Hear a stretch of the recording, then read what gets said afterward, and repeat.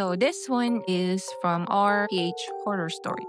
Aksidente because of nagpaparadang mga nakaputi. Ayun na nga, yung tropa ng cousin ko namatay nung isang linggo. Ang nangyari kasi, sumalpok sila sa waiting shed. May isa siyang angkas. Yung angkas nakaligtas pero nabulag isang eye. Yung isa talaga malala, nagkalasog-lasog sa tindi ng impact niya doon sa shed. Even yung waiting shed nagiba. Kahapon lang nagkamalay saka nakapagkwento yung angkas.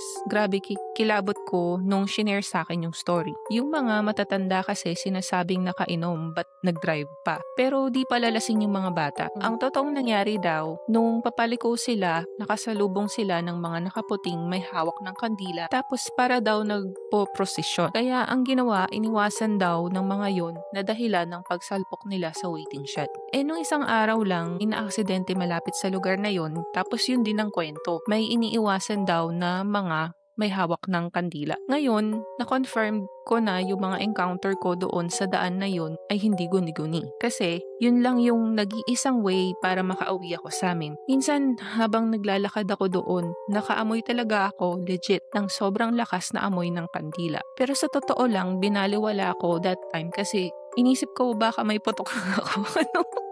Kasi minsan, pag inaatake ako ng putok, nangangamoy kandila.